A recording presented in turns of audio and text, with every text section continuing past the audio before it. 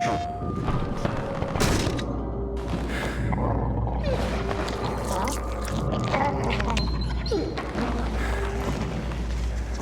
boy.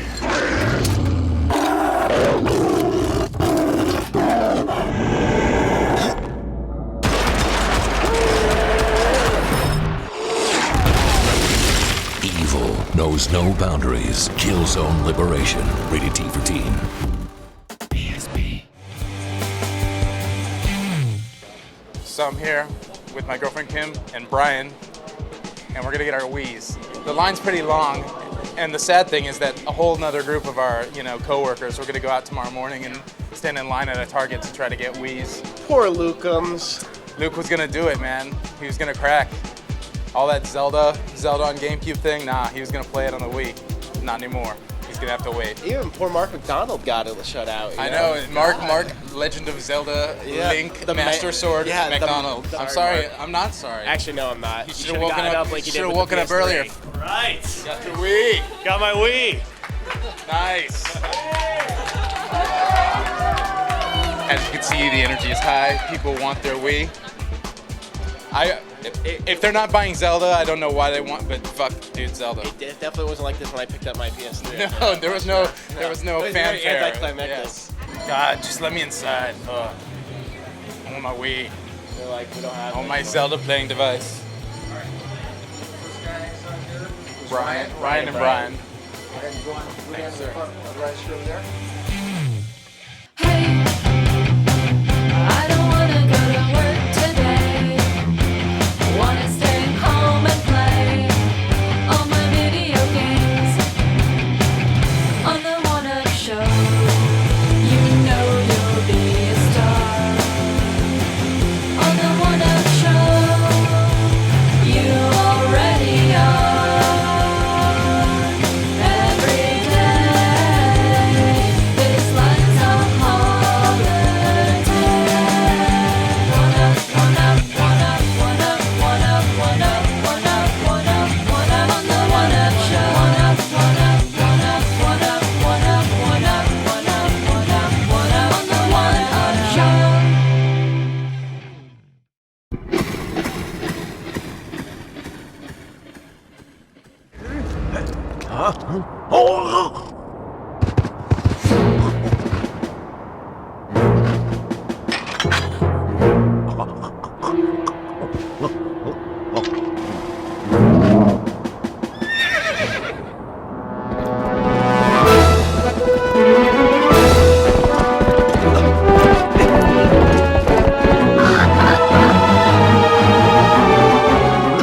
Well, I think everyone has read the 1UP review since it's on the site, and that's the same as my EGM review, which was a 10. And that is notably the first 10 I've ever given any video game in the time that I've been working here. And I actually kind of surprised myself with that score because when I first started playing the game, the first 8-10 hours didn't really impress me that much. It kind of felt like Ocarina of Time Redux. Right. But the more I played it, the more things changed, the more different it became. And the more I realized that I really liked the game. And by the end of it, even though I was pushing hard to finish the game in 4 days, I wanted to play more. I wanted to play it again.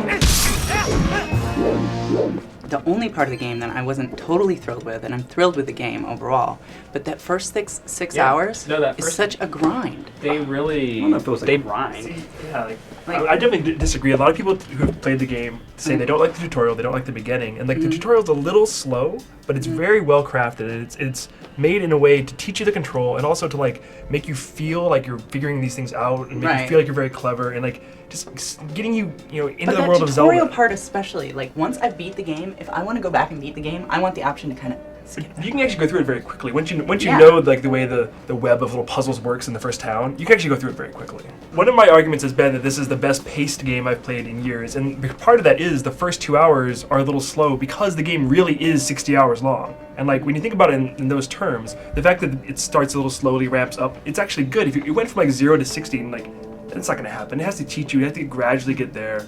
And when you start playing the game, it'll surprise you because you'll be doing one thing for 2 hours.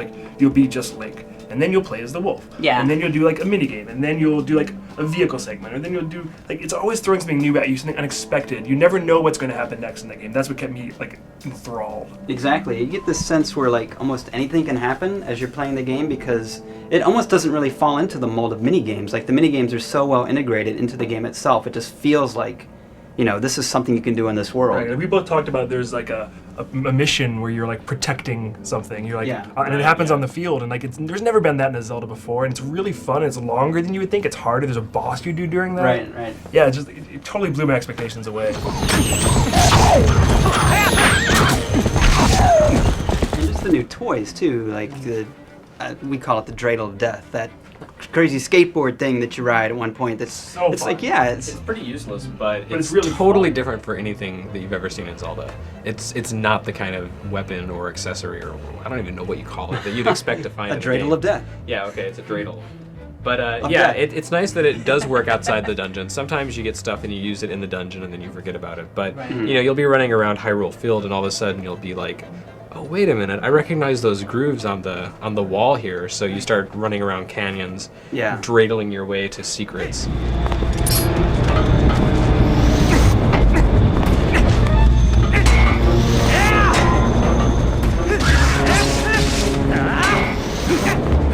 After the prologue was over, once I was into the dungeons, like I knew right away. I was like, wow, this really does make me feel the way Ocarina of Time did. And like I also really liked the Wind Waker, but it was a very different game, and it never really connected the same way that Ocarina did. In this game, like I knew that this is Ocarina all over again, but new and more evolved. It's more surprising. The storytelling is better. It just like it's everything you want. Everything you would ever want from a Zelda game is here. Like there's nothing. I can't think of anything that's not in this game that I want out of a Zelda game. How about graphics? How about See that's the one place you can go. You can go with the graphics, and I can say there are times when like the textures aren't the best, or like the low polygon like walls or trees. They look like shit.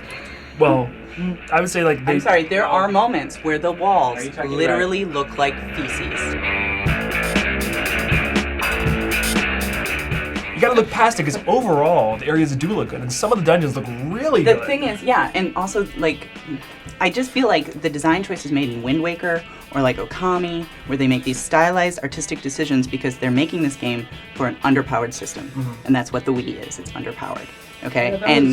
And I feel like that is a smarter choice to make with a game like this, and they do some amazing things, and that's what makes me kind of just so much more irritated. And people are so sick of people bitching about the graphics on the Wii, but I mean, you look at these villages and like no house is the same. Right. Like they really took so much care with it. Yeah, the artistry but they have is there. this.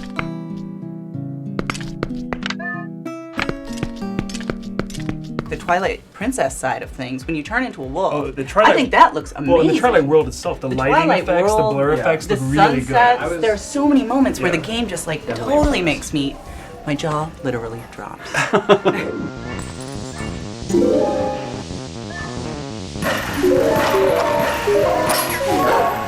I think people who really liked Wind Waker's visual style, like they seem to be people who are a little more unhappy with the way this looks, because I think it looks fine. Because that style plays to this underpowered system. And most people are going to be playing in standard def. You can't, I mean, we've been trying to get component cables for the Wii, and they are really hard to find right now. See, I think a dungeon like Death Mountain, when you go there and it's like lava, and it actually looks pretty damn good. To me, it looks good, and it's very realistic. And if that was done using cartoony graphics, it wouldn't be as effective. It wouldn't look like, wow, Link's really like in this like Lord of the Rings looking place with lava and cages and danger. Like it looked kind of real to me, and I actually bought it. Like that dungeon, like looked imagine good. how much better it would look like on the 360. Well, yeah, like a but 360 level it's system. not. And like there's a point at which when are we gonna stop saying, well, I wish this was the PlayStation 3, and I wish this was the Xbox 3. In 5 years, we're really going to be saying that. 5 years, I'm gonna be saying it in a year from now. I say it right now. Yeah. Because I want those graphics to come to Zelda. Like that's the only way this could have improved for me. And I do feel kind of gypped by the Wii just because Well, and I agree, like if there's anything I could fix about this game, I would love the graphics to look as good as, Final Fantasy 13 or Gears of War, but they don't. And I'm not gonna I can't count down for that because the experience I'm having is so pure, so perfectly designed. It makes every other game I've reviewed in the last 3 years seem lazy. Like it makes the game design of every other game you ever played almost seem lazy. Like everything is so well thought out. Everything is here for a reason. Everything they teach you, you need to use again and evolve on. Like I'm constantly amazed by the depth of the design in this game. I fully agree with you. That's what drives home my anger at the Wii itself.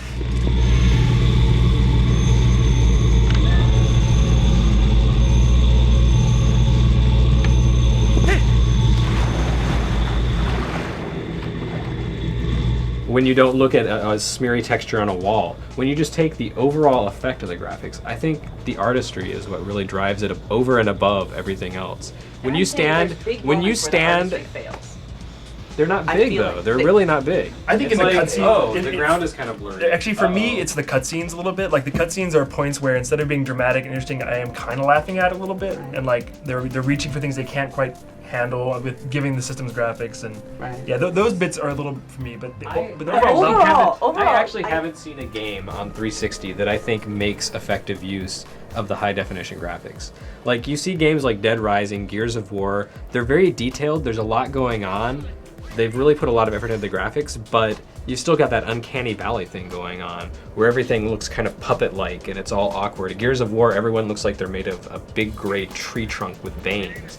That's just not appealing visually. I would much rather have something that's a little lower resolution, maybe has some kind of crappy texture graphics, but overall just fits together and works organically. It sounds And like- Twilight Princess really does.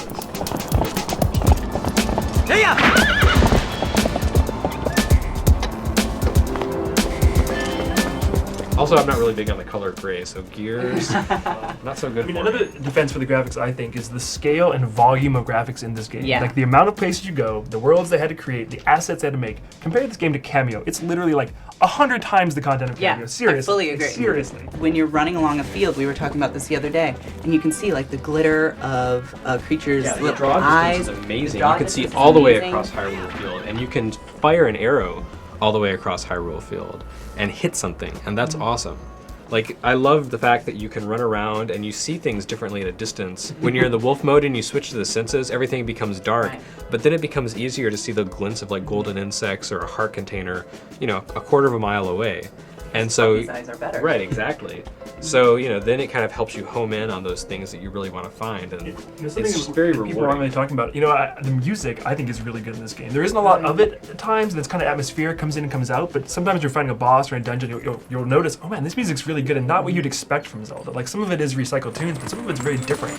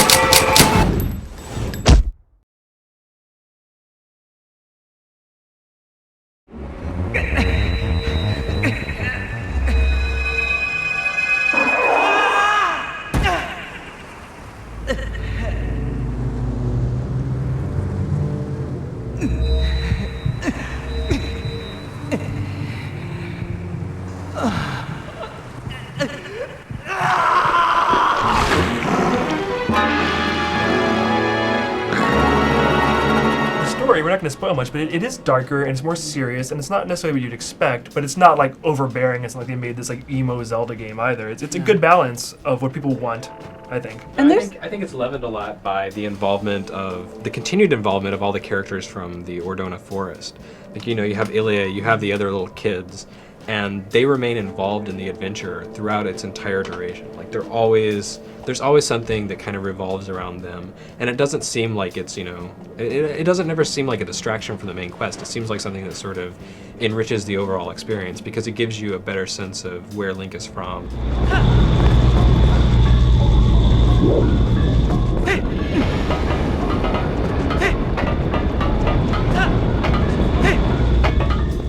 My favorite part of Zelda is always the puzzles. My personal favorite part, but this time some of them were really, really hard. I was actually telling You haven't even made it to the Sky Dungeon yet. I spent an hour on one puzzle in the Sky Dungeon because there was one little thing I couldn't find, and I was running back and forth all over the place. Some of the puzzles are just super obtuse. The puzzles are awesome, and what surprised me, there was like these puzzle boss encounters where it's just like one puzzle, you gotta figure it out right now, or you're going to die. And you probably are going to die a few times until you figure out what it is you're supposed to do. I thought those were really creative, unexpected, a new way to present these puzzles to you in a Zelda game. And to talk about the bosses, the mini bosses are like above and beyond the Call of Duty. Like several times, the mini boss of a dungeon would easily have been good enough to be a boss of a dungeon. Yeah, Or like the ball and chain guy. Yeah. yeah. There's bosses and mini bosses in this game. You just do not have encounters like this in other games. It's just like so unique to the series, and it's, you know, I'm sure that factored into why we all gave it the scores that we gave it. Right. So do you think this game is worth buying a Wii for, or can you just wait and get the GameCube version? You know, I was originally thinking that I would be happiest with the GameCube version, but playing the game in widescreen makes a big difference. And not only that, but I love the controls. I didn't think I would. I thought I would totally hate having to go like this to hit stuff and having to go like this to aim the arrows, but no. Like the controls, the aiming controls are so accurate. They're just, you know, a mile above anything that you've played in a Zelda before. And despite myself, despite wanting to be like the guy who sits back and plays very calm and cool and collected, I found myself, you know, up against bosses, slamming my sword as hard as I possibly could to get in as many hits as possible before it recovered and started. I found myself like yesterday I was fighting the boss where you jump on its back and like stabbing the eye, and when like that's like the second part of that boss. And when I actually did it, I found myself like really into it. I was like making an ass of myself, like fucking like you're gonna die. And I was like, what am I doing? It's like this, like it works. This like the controls actually work.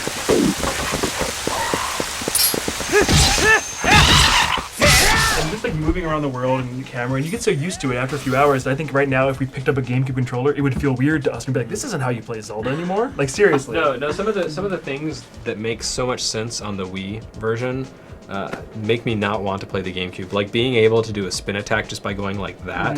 That's so much better than charging up or doing some sort of weird controller motion. All of a sudden the spin attack becomes an integral part of my combat repertoire.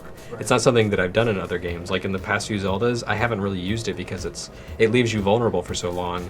But here, you know, it's crucial. You come up against 12 enemies at once, and they're all swarming you, so you really have to do that. You have to be able to pull off one of those things really fast. And eventually, by the end of the game, it is by far the best combat Zelda's ever had, and the best combat that any action-adventure game has ever had. The final dungeon has some just standard enemies who really, really make full use of your sword skills. There are times when I'll just be fighting an enemy in a dungeon, and like it'll be a really great encounter, a lot of exciting things happen, like it defends in ways that I don't expect, where I'm doing my shield push, and it all looks perfect, it's fun to play, it just all comes together. I'm like, wow, Zelda does this better than any other game. It really does. Like, it's hard to even like explain what's so perfect about that combat and about those battles, but they are. You asked if it's a reason to buy a Wii. I think it absolutely is a reason to buy a system. I was not going to buy a Wii. It's the only reason to buy a Wii. And that is why I'm going to buy it. Like Ryan said, it's the only reason. Really, just playing Zelda, it reminds me the most of Ocarina of Time from 8 years ago. Like on Thanksgiving weekend, when we all got it, and you sit down with it, and you just know like this can occupy your mind, your thoughts,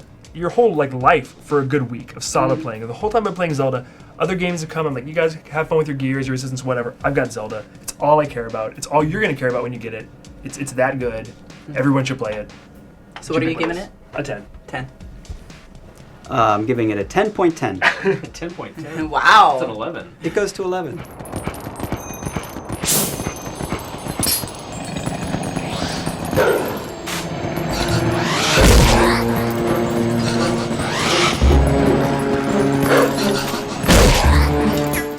I feel sorry for people who come away who actually play through this game and come away like not that impressed or thinking, oh, it's okay. Like seriously, I don't know what you're expecting. Those people are Satan. What kind of life you lead?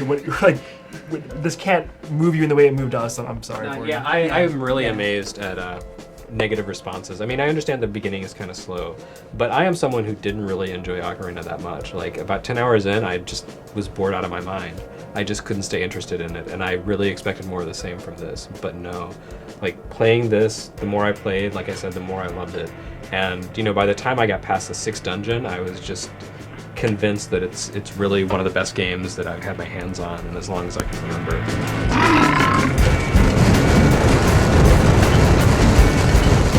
I love Shadow of the Colossus, and I think it's a good game. But compared to this, it seems like a demo or like a fan project or something where like they could have done all of this but chose to only do a few little pieces. Zelda does everything. Anything you think could happen in that world does happen, and they didn't like back off. They didn't cut it back. It's all there. Yeah. What happens when Nintendo's A-team has time to make the game as good as they possibly can? It's Twilight Princess. I have no problem saying that it's my game of the year. Absolutely. I loved Oblivion. I loved Gears of War. I've loved a lot of games this year, and Twilight Princess has absolutely surpassed it. And like with my complaints about the graphics, Right. because I agree with you. I don't think it's fair to knock it down because the Wii itself is underpowered. It can't do better. And I can argue personally, I would have liked something more stylized, something along the lines of Okami or Wind Waker. I think that would have looked better. I would have enjoyed it more. But that is such like a personal thing. Like it's hard to mark down the whole game, which I enjoyed on the whole so much. Every time we'd get stuck somewhere, like I'd go, like, you know, Crispin was right there, and I'd be like, I can't figure out how to get this switch flip. You always and it would have just, you always have everything you need in Zelda. What surprises me is like you'll get stuck all the time because the puzzles are hard. But you always have everything you need Right. in the room, in your inventory. It's just a matter of you actually figuring it out, and it's brilliant. I mean, this game constantly outdoes itself and outdoes your expectations. I'm almost worried if they do try to better the next Zelda and make another Zelda like this that's even better. It's like, wow, good luck with that. 'Cause Yeah. They've kind of made the ultimate redo of the 3D Zelda idea. Yeah.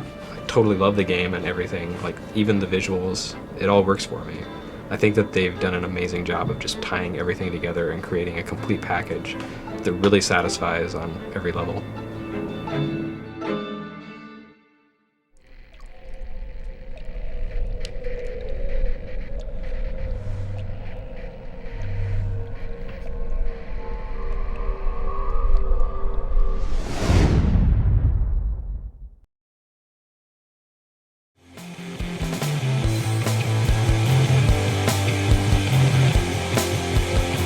So you sure Zelda's good? You sure it's good? I haven't heard about this game yet. You sure it's good? Is this good? I guarantee it. Fuck yeah, bitches. That's all I got.